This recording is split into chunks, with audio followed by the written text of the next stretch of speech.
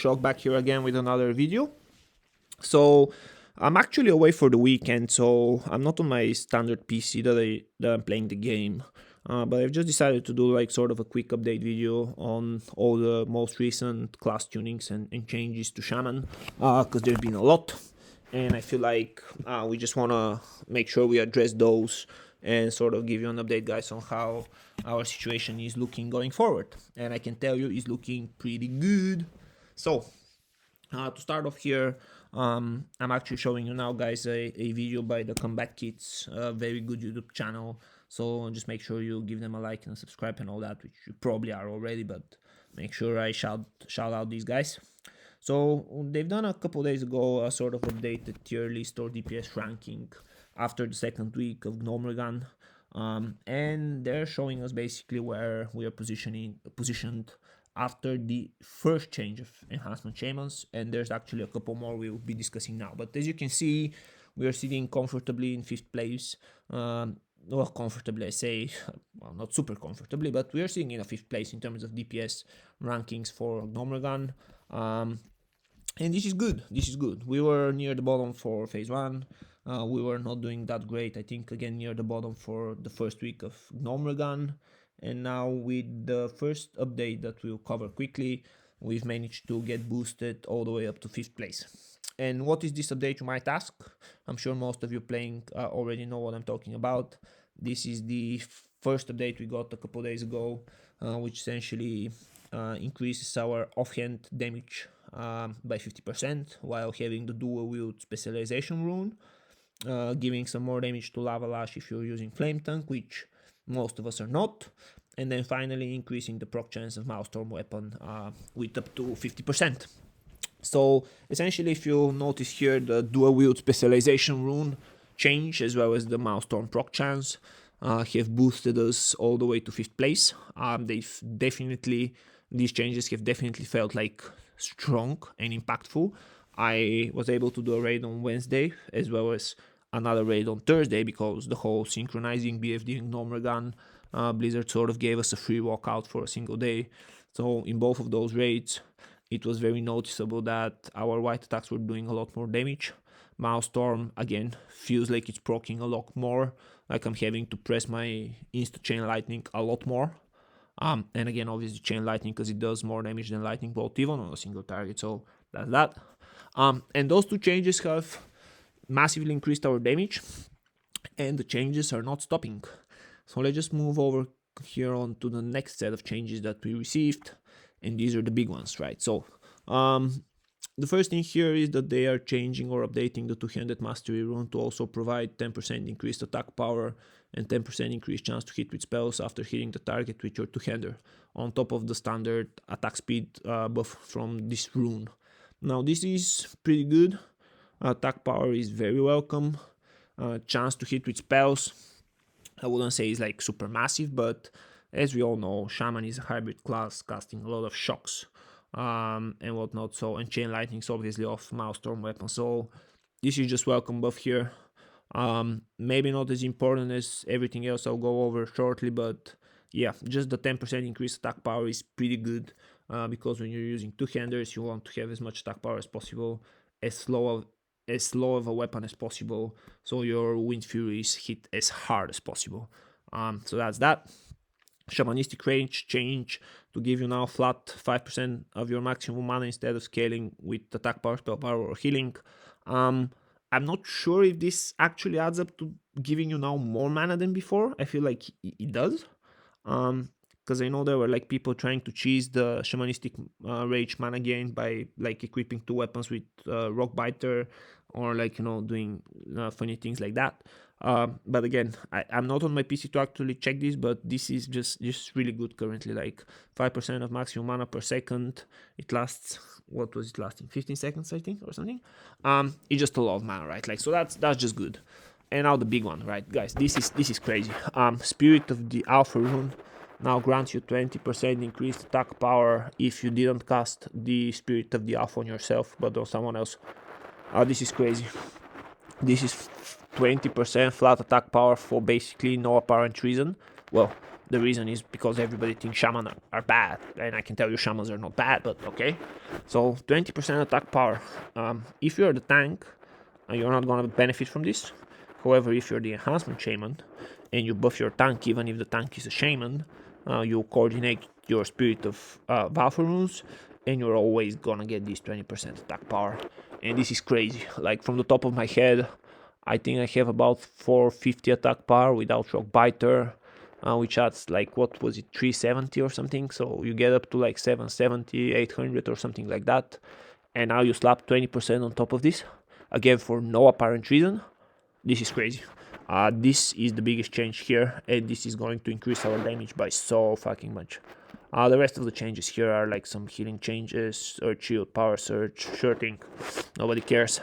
Rest Shaman is just basically bad this phase, so that's that.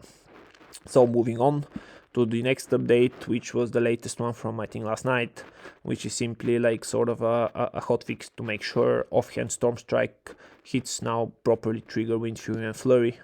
Now, I didn't notice that this wasn't working properly, but now apparently it is, which just now basically means if your offhand is with Wind Fury, which it probably isn't, it will correctly trigger a Storm Strike. So if you have double Wind Fury and you hit a Storm Strike, you could potentially swing like 6 times, and this is just fucking crazy. And then Flurry, sure, always nice. You always have 100% uptime on this, but sure, just making sure that's there always is kind of good. So this is not as relevant. Potentially if we do Wind Fury, but currently I'm doing Wind Fury Rock Biter, and I'll get into the imbues in a second. But that just, again, welcome fix if it wasn't working properly. And then the final sort of class change, or rate tuning rather, is the decrease of armor values for 2 bosses in Gnomeregan, those being Crowd Pummeler and the last boss Thermoplug, which can add up to potentially 10% increase in physical damage. Okay, thank you. So you're giving us 20% attack power, you're fixing all the procs of Storm Strike and whatnot, and then you're telling me that, well, the hardest boss Thermoplug, as well as like the sort of DPS, not DPS check, but the target dummy, that being Crowd Pummeler, are getting 10% increased physical damage taken. Okay, so that's crazy. So basically, I feel like in the end of the day, after all those changes, if we're specifically talking about those 2 bosses, I feel like our damage is probably going to increase upwards of 20%, potentially more. So you get like almost 10% flat here from physical damage. Now our damage is not only physical, we are hybrids and all that, flame shocks and all that, but about 75 to 80% of the damage is actually white attacks and Wind Fury procs. So that's just, it's almost like, what, call it like 8% flat damage increase. You get 20% attack power here, so that could be really good again, probably adding up to a couple percentage overall damage. And then again, obviously with the changes from earlier, where the offhand is doing more, the Maelstrom is proccing more, and now offhand is actually doing a lot more because of the flat 20% attack power on top of it, and then all the armor decrease for those 2 bosses here. This is gonna go crazy. I feel like I've said this before. I have a bet with a guy that commented on one of my earlier videos that where I was saying that Enhancement Shaman is gonna go crazy in Season of Discovery, and he was like, yeah, wait for 60. You'll see Fury Warriors are just gonna outscale everything, and I'm like, bro, Enhancement Shaman is basically Fury Warrior with extra buttons to press, with ability to do spell damage, which Warriors can't, and scaling just as much, if not more, because of Wind Fury. Because our Wind Fury is better than the Wind Fury totem we give, or the Druid Wind Fury. So more attack power to us means more damage to us than it means if you'd be giving that attack power to a warrior, like 100% of the time. So this is just crazy. What I want to show you here quickly is some DPS rankings from Gnomeregan, because I want to sort of try to estimate how much our damage is going to increase. So if we see here in Warcraft logs, Gnomeregan, I've selected Electrocutioner. Oh wait, I need to be selecting Crowd Pummeler. So that's just obviously the single target smash boss. You can see here only mages and warlocks. Not a big surprise considering that they're really good currently and the boss is essentially AFK. If he never turns to you, you never move. If you never move, you don't stop pressing abilities. So that's just crazy, right? So where are we at here? Top end is about 800. First 100 people drop to 650, and then you move down. Only mages and warlocks again, 630. Moving down, moving down, moving down, all the way down. Top 300 people are capping at about 600 DPS per second, right? So if we actually select shamans here, let's just make sure we check the best enhancements. There's an enhancement at 580, 570. There's a couple more at 540. You'll all go over to the top hundreds. And yeah, enhancements within the top 100 for shaman class are still at 500. So let's say for this boss that is having his armor nerfed, we're getting 20% attack power and all the other good updates. You're telling me that if we increase our damage with 20 to 30%, 20%, put it at 20 to be safe. Guys, if you give 20% to this 580 parse here, have a really quick kill.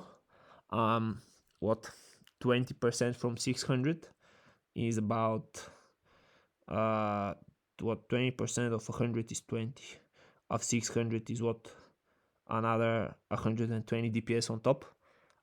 If you give another 120 DPS to this guy, I don't know if you're noticing, but we're sort of starting to reach those levels here. I don't know if you see that, but if you put this other guy with 120 DPS on top, he's easily top 30 DPS on this boss overall, all between mages and warlocks. This is retarded. This is so much damage increase. I'm telling you, at some point we're gonna get nerfed.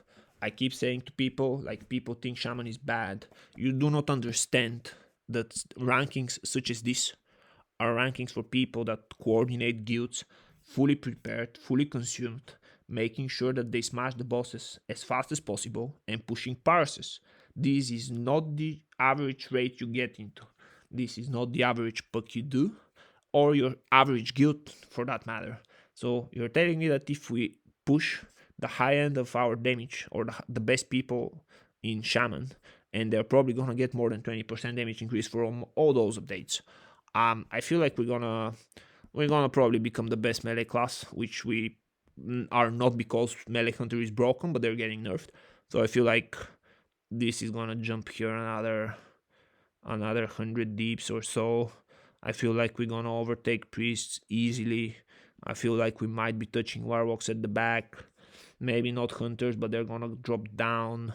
So what you're telling me, guys, Enhancement Shaman will be the best melee in this phase, especially if Blizzard continue to push us like that. And something I want to show you as well is just my personal logs. And I want to give a bit of a background to this.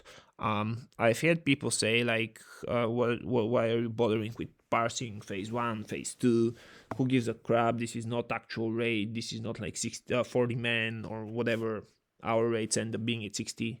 But you guys don't understand that, first of all, any of my scores, they're not perfect, they're not amazing. I've obviously failed on the last 2 bosses. However, these are numbers and parses from bugs that I've created with a friend of mine. We are not currently in a guild. I'm not currently in a guild. These are bugs. These are runs where we've died. So on the 90, I believe these are all from the same raid, maybe aside from Electrocutioner.